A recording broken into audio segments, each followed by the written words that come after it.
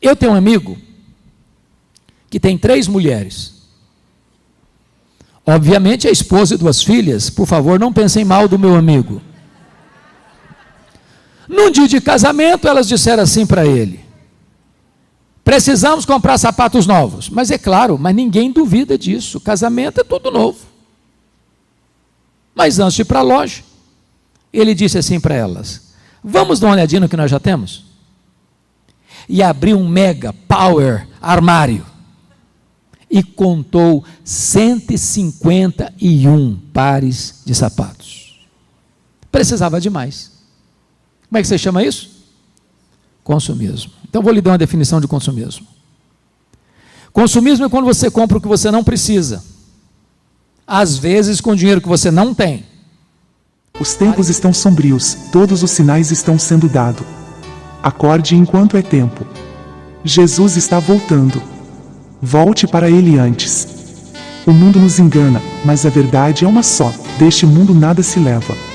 Não se deixe mais ser enganado pelos emissários de Satanás. Nosso propósito aqui neste canal é te convidar, todos os dias, para essa reflexão.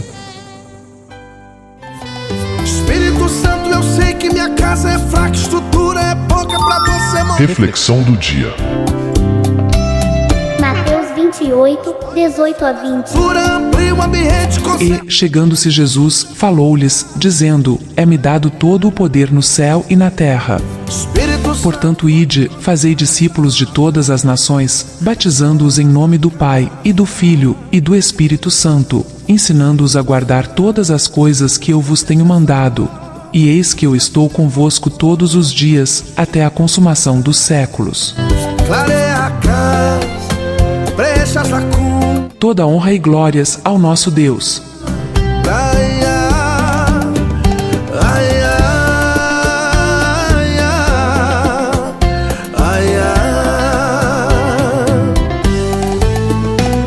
Trabalha, Espírito Santo, na minha casa. Já deixei a porta aberta, entrar na minha vida. Na carta de Paulo aos Filipenses, capítulo 4, apenas o verso 4. Filipenses 4, 4.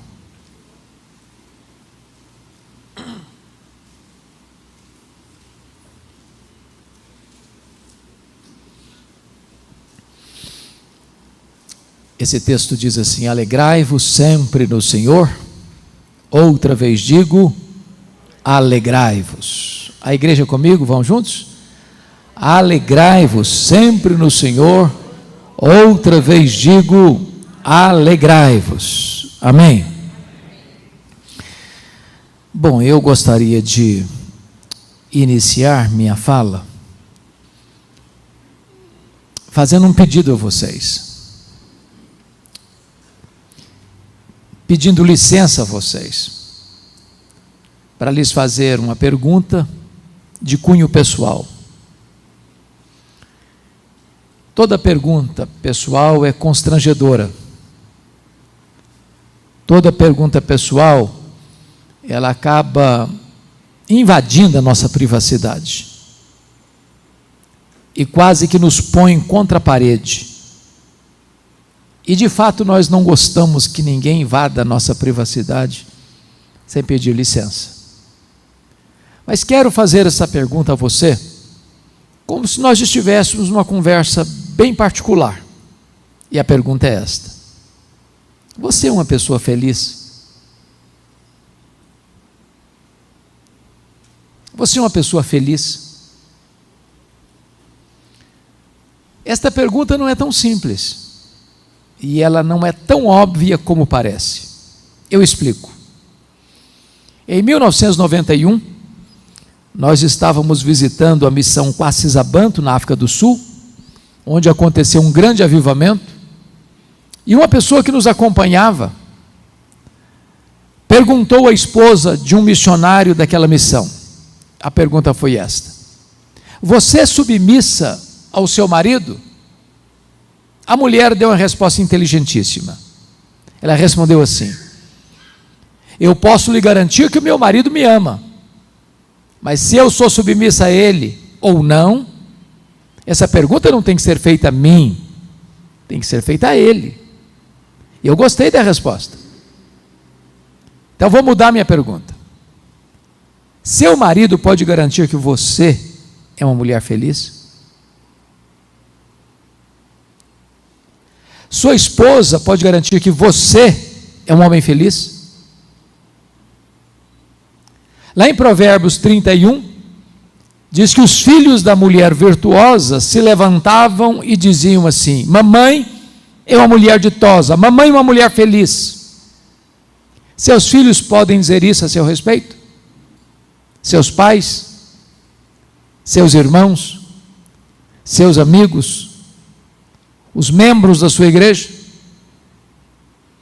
Bom, é provável que a essas alturas você já esteja criando alguns mecanismos de defesa aí no seu coração, dizendo assim: o senhor está me fazendo essas perguntas porque o senhor não conhece a minha vida, o senhor não conhece a minha história.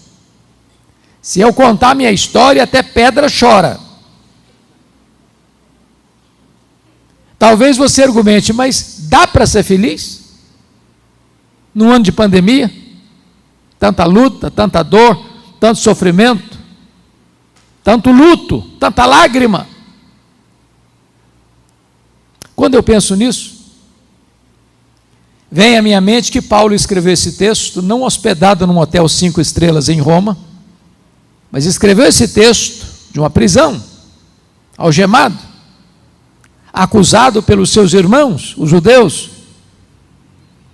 E ele diz: alegrai-vos sempre no Senhor. Outra vez digo: alegrai-vos.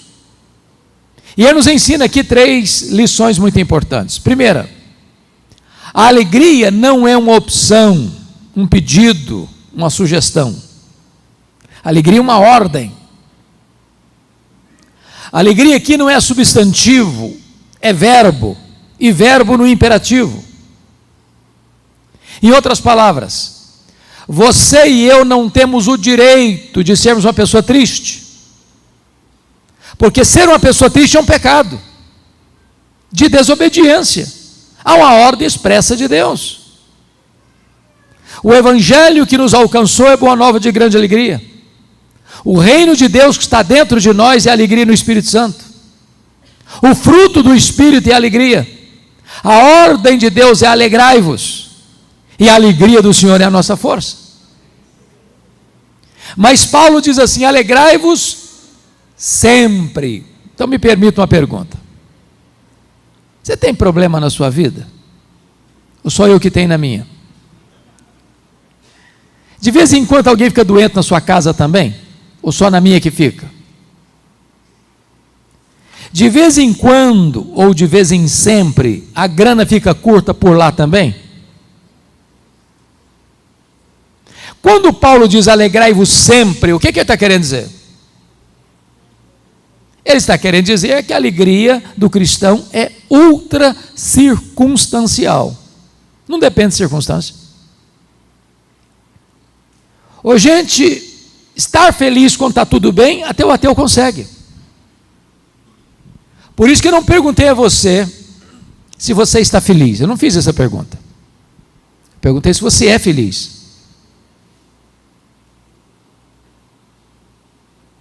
Me permita ilustrar.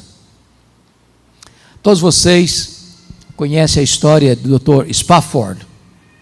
Era um advogado, morava na cidade de Chicago, um homem muito rico, e que foi convertido a Cristo pelo ministério de Dwight Lyman Moody. Também é conhecido de todos que, no período em que Moody ainda vivia e pregava por Chicago, aconteceu um grande incêndio na cidade. E Dr. Spafford perdeu boa parte da sua fortuna por causa daquele acidente, daquele incêndio em Chicago. Depois ele enfrenta um golpe dolorosíssimo. Seu filho morreu. Ele tinha 4 filhas e um filho. O menino morre. Para aliviar a dor do luto, ele resolve viajar com a família, com a esposa, com as 4 filhas, dos Estados Unidos para a Europa. E na véspera da viagem surge um imprevisto e ele não consegue viajar. Ficou, mas embarcou a esposa e as 4 filhas com a promessa de encontrá-las na semana seguinte. Naquela viagem acontece um acidente. Aquele navio naufraga. E a esposa manda um telegrama para ele: salva, porém só. As 4 filhas morreram naquele acidente. Golpeado pela dor, ele vai ao encontro da esposa e pede ao comandante do navio para mostrar para ele o local do acidente, onde as suas filhas foram engolidas pela morte, nas entranhas do mar. E quando o comandante mostrou para ele o local, o Deus que inspira canções de louvor nas noites escuras, colocou no coração dele uma canção, mundialmente conhecida, que nós já cantamos nesta noite. Se paz a mais doce me deres gozar, se dor a mais forte sofrer, ó, seja onde for, tu me fazes saber que feliz com Jesus sempre sou. Sou feliz com Jesus, meu Senhor. Notem que ele não diz que está feliz, ele diz que é feliz. Um pai que sofre o golpe da dor, do luto, não está feliz. Quem enterra os seus entes queridos não está feliz. Quem está numa cama de hospital, enfrentando o drama de respirar, ou talvez um respirador mecânico, não está feliz. Quem acaba um casamento, não está feliz. Mas se tem Jesus, é feliz. Estar é uma situação passageira, é permanente. Por isso que Paulo diz que a nossa alegria, ela não é apenas imperativa e ultra circunstancial, porque Paulo diz: alegrai-vos sempre no Senhor. A alegria do cristão não é apenas presença de coisas boas, não é apenas ausência de coisas ruins. A alegria do cristão não é um sentimento, não é uma emoção. A alegria do cristão tem endereço, tem nome. A alegria do cristão é Jesus. Se você tem Jesus, você é uma pessoa feliz. Se você não tem Jesus, você não é uma pessoa feliz. Agora notem, você não precisa ser um grande entendedor da alma humana para constatar que há muitas pessoas, embora crentes, salvas pela graça, não estão desfrutando desta alegria, que Pedro chama de indizível e cheia de glória. Basta você conversar, basta você olhar o semblante de algumas pessoas, crentes, e você chega à conclusão que ali não mora a alegria. Há uma aura de tristeza, há um semblante abatido. A pergunta é: o que está acontecendo? Quem está roubando a alegria dos crentes? Quem está saqueando a cidadela da nossa alma? E me parece que esta carta da alegria aponta para nós esses ladrões da alegria. Cada capítulo desta carta mostra um ladrão diferente. Então, com a Bíblia aberta comigo em Filipenses, vamos identificar quais são esses ladrões. Abra sua Bíblia comigo na carta aos Filipenses. O primeiro ladrão está aí no capítulo 1, versículo 12. Ele diz: meus irmãos, eu quero cientificar-vos de que as coisas que me aconteceram têm antes contribuído para o progresso do Evangelho. Preste atenção. As coisas que nos acontecem são as circunstâncias da vida. E as circunstâncias da vida são o primeiro ladrão da alegria. Sabem por quê? Porque as circunstâncias acontecem com você e comigo, querendo nós ou não, gostando nós ou não, planejando nós ou não. Elas acontecem ao arrepio da nossa vontade, à revelia do nosso querer. Essas circunstâncias chegam sem aviso prévio e às vezes botam a nossa vida de ponta cabeça. É um acidente trágico, é uma doença crônica, é um divórcio amargo, é um luto doloroso, é um prejuízo financeiro radical, É uma circunstância que você nunca imaginou passar na vida, mas está passando. Circunstâncias.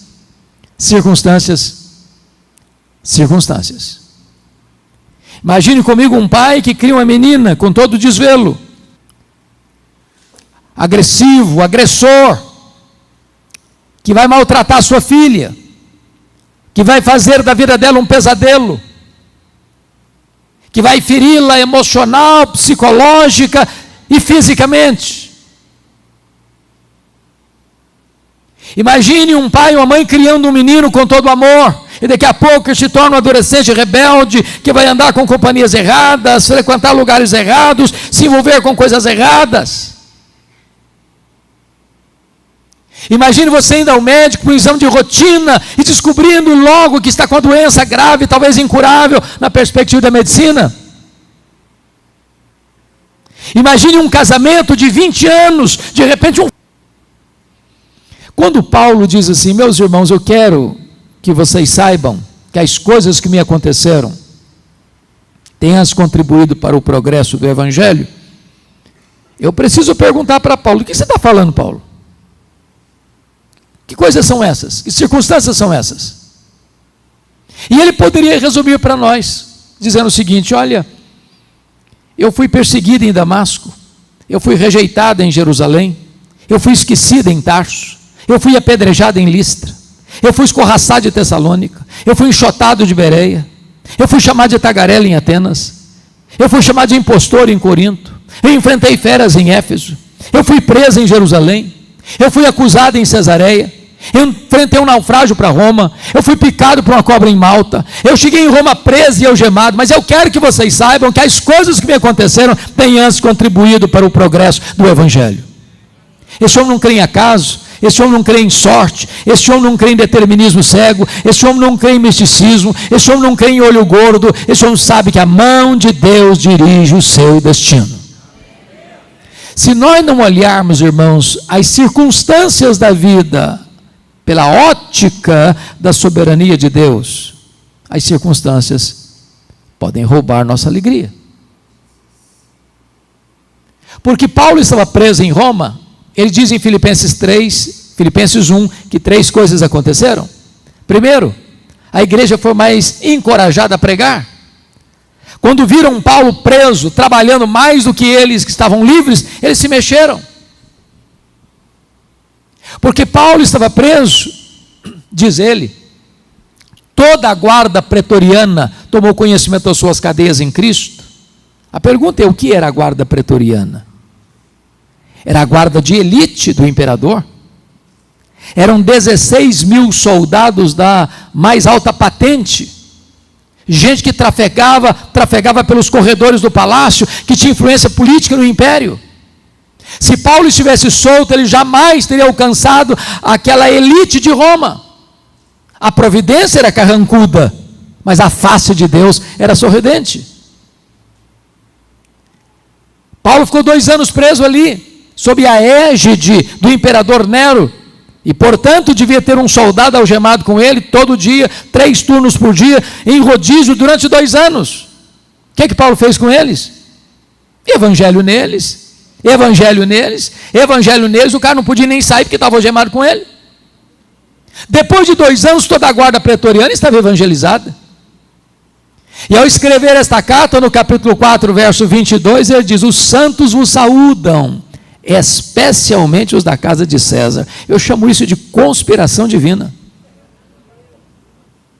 Porque Paulo estava preso, ele não podia visitar as igrejas, como era seu costume e desejo.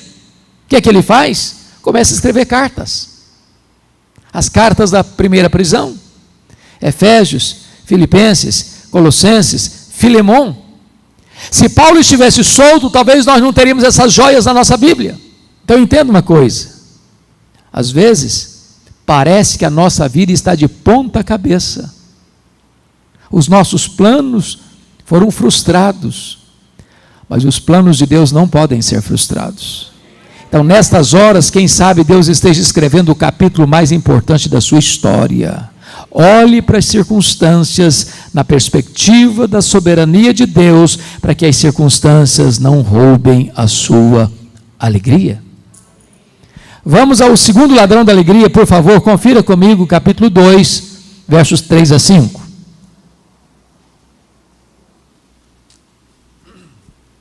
Paulo diz assim: nada façais por partidarismo ou vanglória, mas por humildade, considerando cada um os outros superiores a si mesmo. Não tem visto o que é propriamente seu, senão também cada qual que é dos outros. Tende em vós o mesmo sentimento que houve também em Cristo Jesus. O segundo ladrão da alegria são as pessoas. E eu preciso admitir que nós sofremos mais por causa de gente do que por causa de coisas. As pessoas nos fazem chorar mais do que as circunstâncias. Sabem por quê? Porque as pessoas nos decepcionam. E nós decepcionamos as pessoas. Nós não viemos de uma família perfeita. Nós não somos uma pessoa perfeita. Nós não nos casamos com uma pessoa perfeita. Nós não temos filhos perfeitos. Nós não frequentamos uma igreja perfeita. Logo, nós vamos ter queixas uns dos outros. E é por isso que é absolutamente vital que exerçamos perdão, porque sem perdão não tem saúde emocional, sem perdão não tem casamento saudável, não tem família saudável, não tem igreja saudável. Às vezes nós machucamos uns aos outros, até sem saber, até inconscientemente. Às vezes há ruído de comunicação. Você fala uma coisa, a pessoa entende outra. E se guardarmos mágoa, adoecemos, perdemos a alegria, perdemos a paz. O perdão é vital, ele é necessário. Porque se não houver perdão, nós não podemos orar, nós não podemos adorar, nós não podemos ofertar, nós não podemos ser perdoados. Aliás, o perdão é uma questão de bom senso. Porque guardar mágoas é a mesma coisa de você tomar um copo de veneno pensando que o outro é quem vai morrer. Guardar mágoas é autofagia, é autodestruição. Quando você guarda mágoa no seu coração, você se torna um escravo daquela pessoa. Ela mantém você num cabresto, numa masmorra emocional. Você se torna prisioneiro. Você vai chegar em casa cansado para tirar uma soneca, a pessoa fica do seu lado e vira seu pesadelo. Você vai chegar em casa com fome e a pessoa se assenta à mesa e tira o seu apetite. Você vai sair de férias com a família, pega carona com você e estraga as suas férias. A única maneira de você ser livre é perdoar. Agora, irmãos, o perdão não é fácil, não. Ninguém perdoa porque é bem criado, porque é educado, porque vem de uma família bem estabelecida. Não. Perdão é obra da graça. Se Deus não agir em nós, nosso sentimento é outro. É dar o troco. Pagar na mesma moeda. Olho por olho, dente por dente, pé por pé, queimadura por queimadura. Esse é o instinto nosso. Perdão é obra da graça. Alguém diz assim: ah, pastor, o senhor está falando negócio de perdão porque o senhor não conhece a minha história. Se eu contar, o senhor me dá razão. Dá não. Sofri muito. Perdi demais. Fui abusado, injustiçado. Não dá não. Talvez a dor mais aguda que eu já senti na vida, pastor Júnior, foi no meu primeiro ano de ministério. Esse ano eu completei 40 anos. Portanto, há 40 anos praticamente. Eu sou filho caçula. O irmão acima de mim, no dia 1º de agosto de 82, estava começando meu pastorado em Bragança Paulista, que tinha completado 27 anos no dia 1º de agosto. No dia 2 de agosto ele foi assassinado, com 11 golpes de faca, pelo primo primeiro da sua esposa, gente criada conosco. Quando eu recebi a notícia, a dor foi tão avassaladora, que foi como um soco na boca do meu estômago. Eu perdi a voz. Quando Deus restaurou minhas forças, a primeira palavra que Ele botou na minha boca foi esta: eu perdoo o assassino. Eu não tinha outra opção. Ou perdoava, ou adoecia. Ou perdoava, ou minha vida transformar-se-ia no inferno. Ou perdoava, ou teria que abandonar o ministério. Mas eu posso lhes garantir que o perdão é maior que o ódio. O perdão cura, o perdão restaura, o perdão liberta. O perdão é a asepsia da alma, é a alforria da mente, é o grito de independência da alma. Mas eu só fui entender o que é perdão, de fato, o dia que eu entendi uma parábola de Jesus, a parábola do corretor. Jesus disse que o rei acaba conta para os súditos, em cada um que lhe devia 10 ofertas. Não tendo com que pagar, ele mandou vender seus filhos. O homem que ligou, pediu misericórdia, e o rei perdoou de 10 talentos. Encontra um conservo que lhe devia 100 denários, não tendo com que pagar, pediu misericórdia. É aquele homem dizer: eu não tenho misericórdia, não pago o que me deves. O rei ficou sabendo da história, ficou muito irritado. Vou chamar aquele homem de servo malvado. Eu perdoei a você 10.000 talentos, e não puderes perdoar o teu conservo 100 denários. Você será entregue aos verduros, até que pague o último centavo.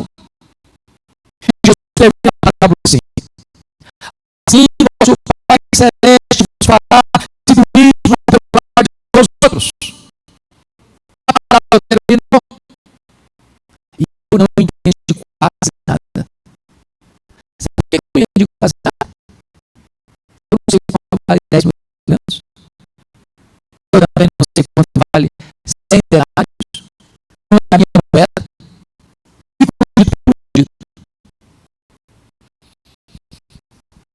Na verdade, Jesus não contou apenas uma parábola, Jesus contou uma hipérbole, um exagero. Nenhum judeu podia ter 10 talentos sobre o século, nenhum judeu. O que são 10.000 talentos? Um talento são 35 quilos de ouro. 10.000 talentos são 350.000 quilos de ouro. Todos os impostos da nação durante um ano eram 800 talentos. 10.000 talentos são todos os impostos da nação durante 13 anos. O salário do trabalhador daquela época era denário por dia.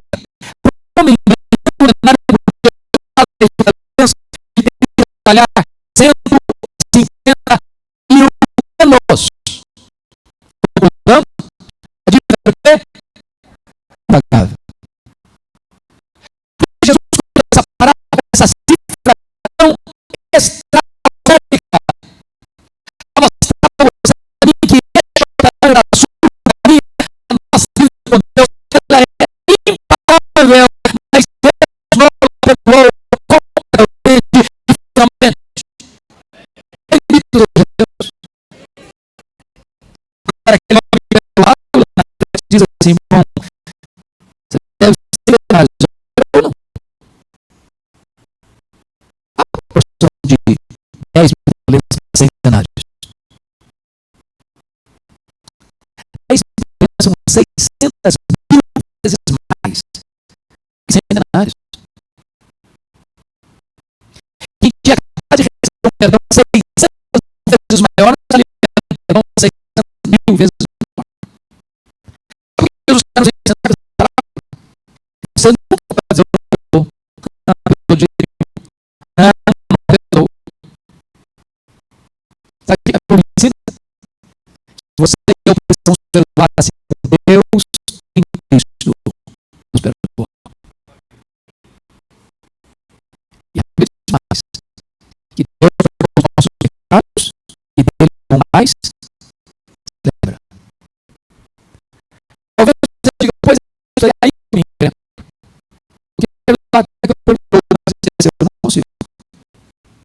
Não mesmo. Não consegue. Se você não consegue mesmo esquecer a tua notícia para lidar, isso significa que você não tem amnésia. Porque quando você esquece, você não está fazendo amnésia. Deus não tem amnésia. Deus não tem perda de memória. Deus é onisciente. Então, o que a Bíblia quer dizer que Deus perdoa e esquece? A Bíblia quer dizer que Deus nunca mais cobra de você uma dívida que ele tem com você. Deus nunca mais joga no seu rosto que ele perdoou você. Eu vou dar uma definição de perdão. Perdoar é amar sem sentir dor. Se você me perdoar, você lembra de você de vez em quando. Não mais essa dívida.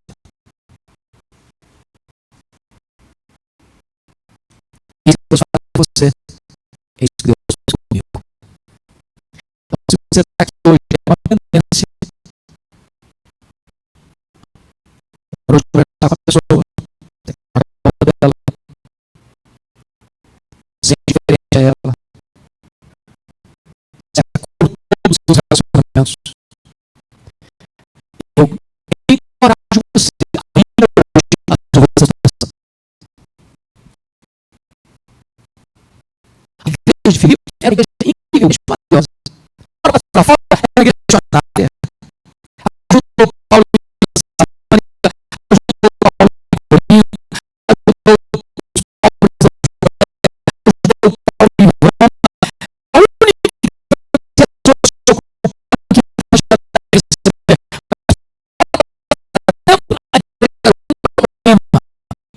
Paz de vocês. Fala baixo.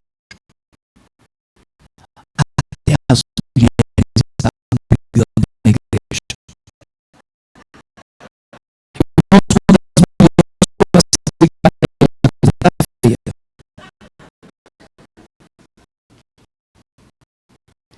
Diz o capítulo 4, verso 2. Olha, rogo da minha síndica, sem compadecimento,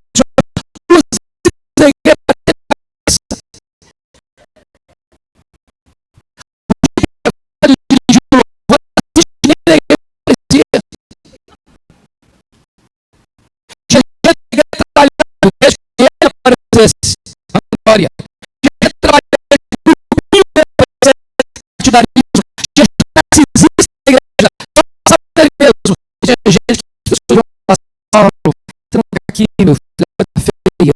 Tem gente que irá assim, de bicarbonato, morte de cruz.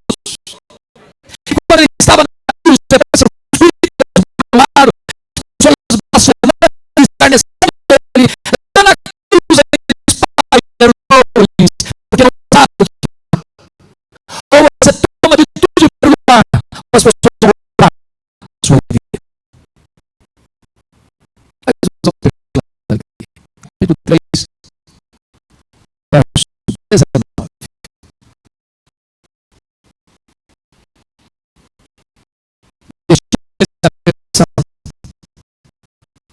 O Deus deles,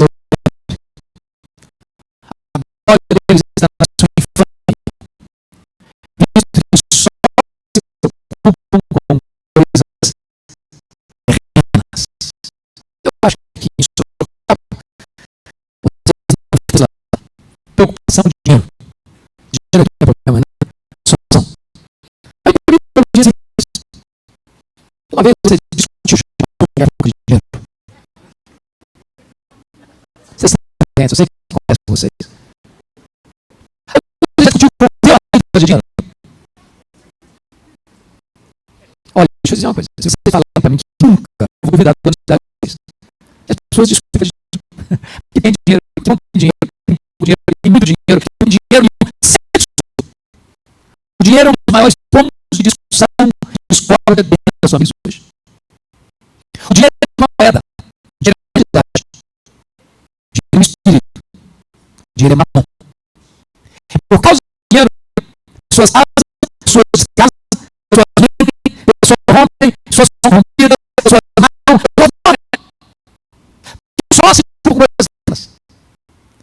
de madrugada, aí dormir tarde, come novamente o pão de só são coisas terrenas. Nós vivemos uma geração materialista, narcisista e consumista. Nós vivemos a realidade do pãozinho. É global. É verdade. Nós vivemos uma aldeia global. Estou morando na rua de Nova York, esse apuro de toque, você sente o tremor nos pulsos. Eu sou do Estado do Espírito Santo. Você sabe que o Espírito Santo hoje é um dos maiores produtores de rochas ornamentais do planeta. Um dos maiores produtores de granito do mundo. Em 2008, com a bolha do mercado imobiliário americano estourando, a crise imobiliária reverberou na economia mundial. Muita gente do Estado, donos de pedreira, quebraram. Porque não pegou pau. E nessa economia global, mais de 50% da riqueza do mundo estão nas mãos ou está nas mãos de pouco mais de 100 empresas particulares. Há empresas mais ricas do país. Por exemplo, a pior mais rica do África do Sul. A mais rica do Noruega. O Walmart é mais rico do que dezenas de nações. E nessa economia, as empresas querem mais do seu dinheiro. Essa máquina girar, você tem que consumir mais. Você tem que andar de cabeça no consumismo. Isso darei um exemplo. Na década de 50, já tinha sido aqui, nós consumimos 5 vezes menos do que consumimos hoje. Não éramos menos felizes por isso. Eu não tive referência quando fui criado na roça, região rural. Me lembro, eu fui comprado em loja, um carrinho de plástico. Eu posso garantir que eu nunca tive crise existencial por causa disso. Meu pai levava para o psicólogo que estava incrível que isso era um carrinho de plástico. Hoje, via regra, quando a criança nasce, ela já tem que a brincadeira. Você não brinca a criança hoje, ela brinca longas 2 horas em cima do sofá.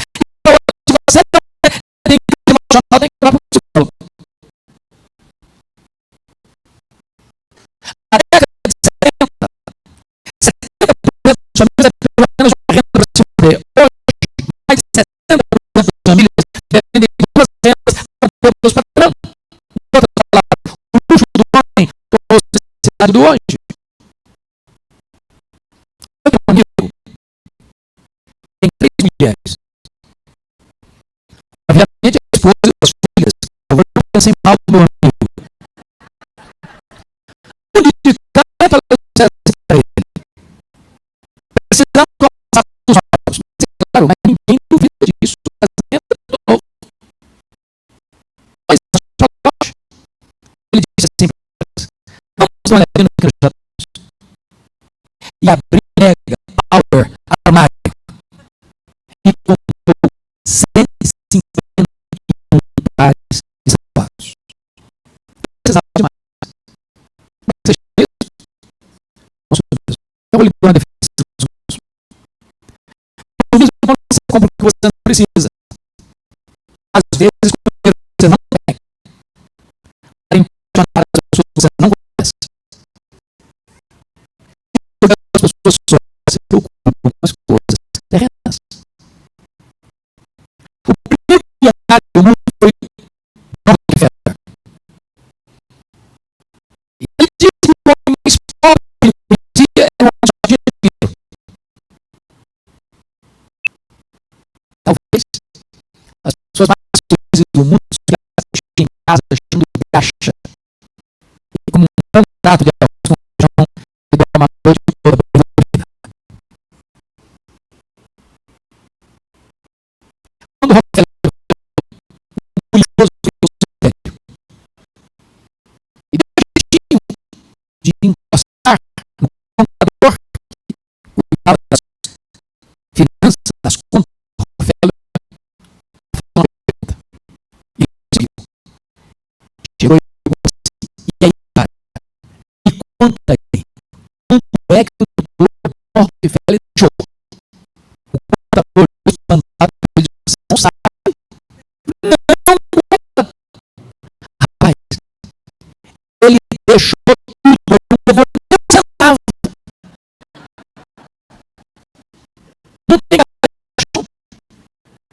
não tem caminho de mudança em erro. A Bíblia diz que nós não fazemos nada, não vamos levar nada. Por isso a Bíblia diz que temos que beber, vestir, porque a piedade é o amor de Deus, os males. Há muitas pessoas que pensam que não. Ah, não. A Bíblia diz que quem ama dinheiro nunca deles satisfaz. Salomão foi o homem mais rico da sua geração. Ele diz que ele fez tanta coisa religiosa, toda a riqueza, acumulou ouro e prata. Depois que ele acumulou e acumulou, o homem rico da sua geração, ele olhou para os verdade. Olha de Salomão.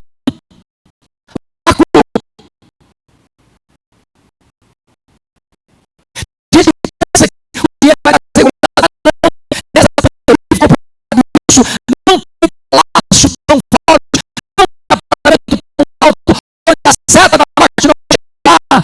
Morreu mais rico, morreu mais pobre, morreu empregado, morreu empregado, morreu cientista, morreu analfabeto, do mesmo jeito. Talvez uma das maiores missões desse período foi um dos mais ricos banqueiros do mundo, morreu de Covid, e a filha disse assim: o que é mais triste e trágico é que meu pai, sendo dono do império econômico, morreu para que graça atuar seus pais. Mas eu não estou falando de riqueza. Se você tem muito dinheiro e não sabe comer, eu tenho direito social, vamos lá para casa, não é problema nenhum. É uma bênção. O problema não é ter dinheiro, o problema é o dinheiro ter. O problema não é possuir o dinheiro, o problema é o dinheiro possuir.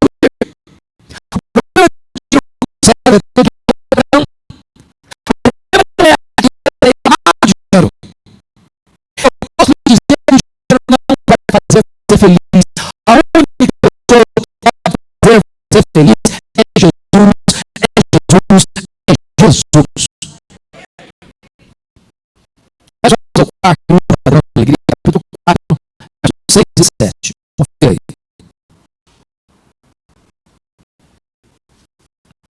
Maneis ansiosas por coisa alguma. Em tudo, porém, sejam conhecidas diante de Deus as vossas petições, pela oração e pela súplica, com as suas justiças. E a paz de Deus, que excede todo entendimento, guardará o vosso coração e a vossa mente em Cristo Jesus. O quarto padrão da alegria é a ansiedade. Eu repito uma perguntinha de novo. Conhece alguma pessoa ansiosa? Conhece? Já viu alguma pessoa ansiosa hoje? Tem certeza? Vocês se olharam no espelho? Vamos para cá. Você tem tipo de gente que fica vendo as unhas? O problema está vindo lá no Japão, você está chegando na porta da sua casa. Gente, a ansiedade é mal deste século. Atinge pessoas de todas as áreas, de todos os status sociais, de todos os credos religiosos. Pasmem vocês, até as crianças ansiosas hoje. Também podemos. Olhando de pesquisa, descobrir que as crianças estão ansiosas porque elas gostam de filmes, de brinquedos e de jogos de ação. Se um dia você tiver coragem de assistir muito passa no infantil na televisão, eu lhes garanto que vocês não terão coragem de dormir com a luz apagada. Posso explicar para vocês? Eu chego na igreja, uma criança brincando. Lá no pátio, eu cheguei bem de mansinho e falei assim: que dó, minha filha? Ela voltou para o jogo de criança. A tadinha estava estressada. Há pouco dias, eu cheguei em São Paulo, fui intervalo de palestra, fui tomar um cafezinho, e eu tenho 6 anos assim, revisando as coisas no papel, e eu falei: bem, filha, como é que tá? Eu estou estressada. Eu falei: eu estou estressada. Que isso? É.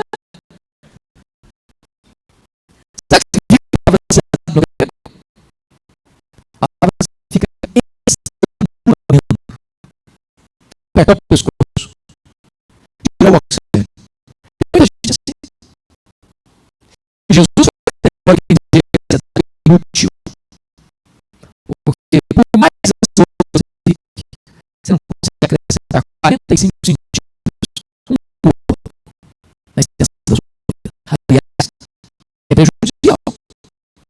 Por que prejudicial? Porque a ansiedade é pré-ocupação.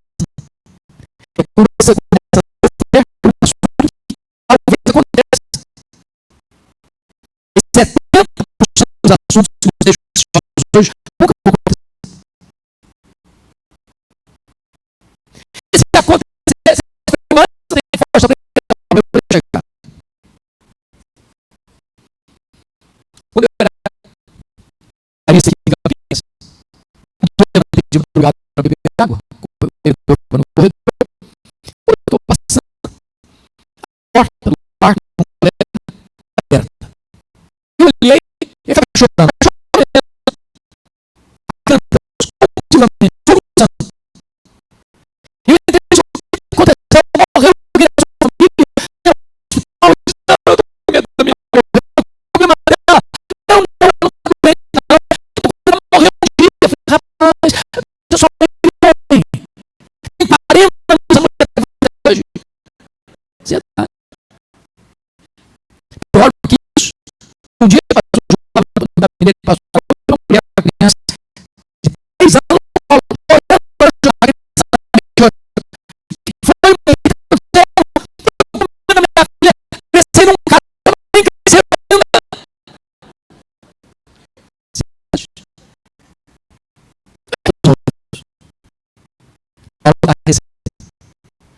Não andeis ansiosos de coisa alguma.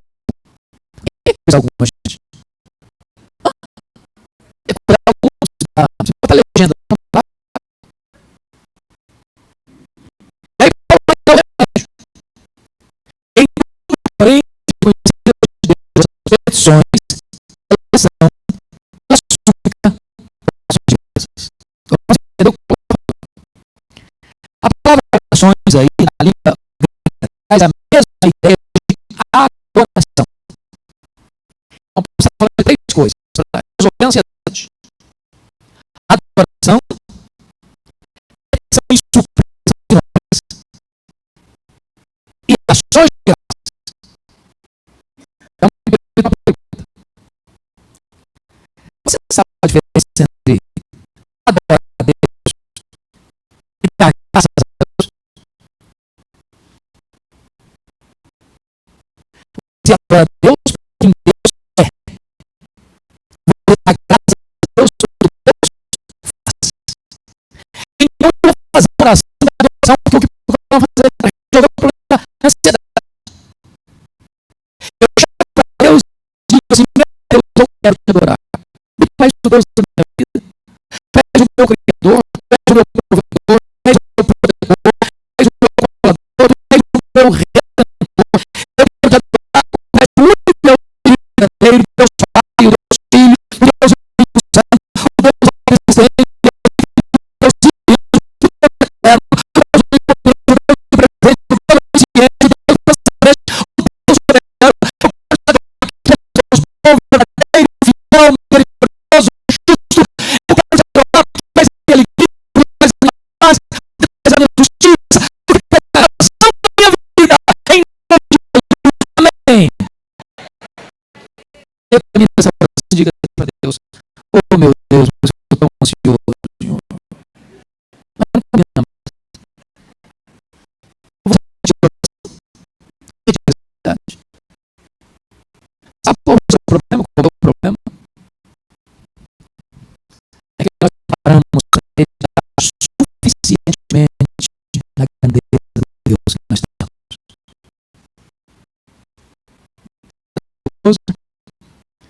Diz que o maior problema é que ela passa o tempo todo olhando para o seu umbigo, olhando o seu próprio pulso.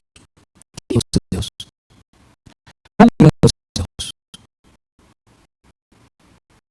O profeta Isaías disse: o Senhor que mede as ervas na concha da sua mão, que pesa o pó das montanhas em balança de precisão, que mede as almas, e escolhe as estrelas firmemente por ser forte em força e grande em poder, chama o nome, não só deve faltar. É aquele que olha para todas as ações da terra e considera todas coração, como um vácuo, como nada. Este é o seu Deus, este é o seu Pai. Está dizendo, não ande ansioso, coisa alguma. O segundo remédio que Paulo nos oferece para a ansiedade, você chegar para ele com as suas súplicas, suas petições, porque ele é seu Pai, porque ele ama você, porque ele se importa com você, você tem acesso a ele. Eu acabei com o passado, 15 dias, disse o comentário de Salmos.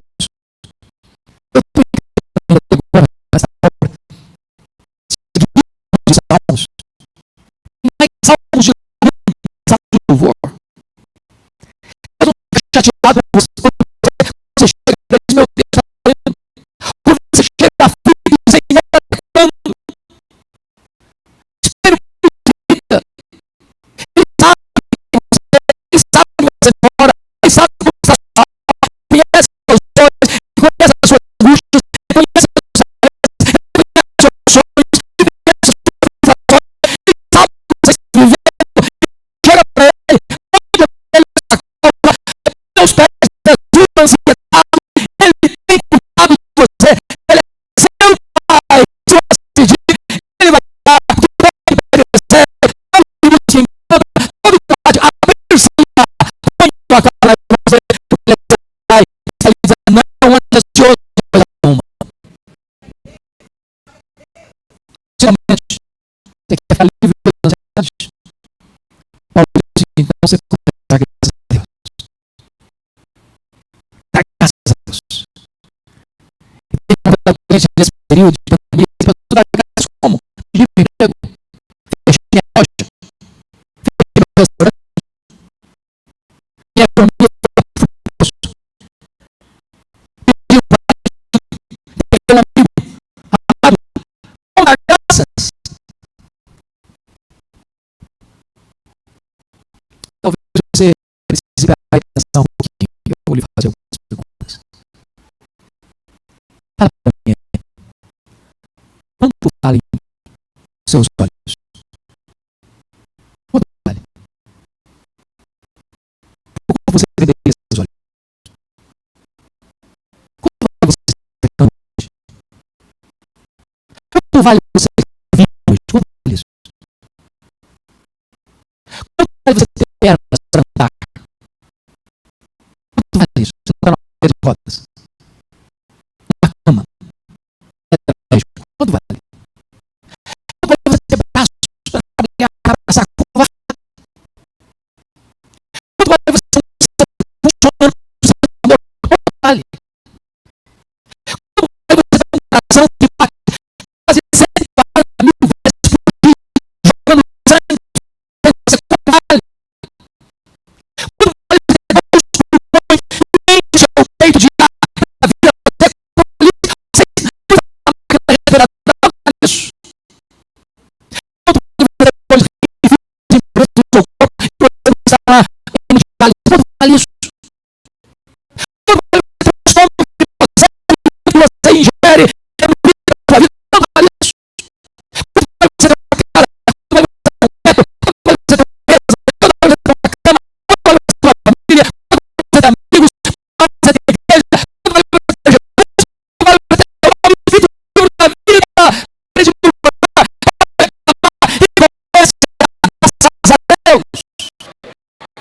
E a ansiedade vai embora.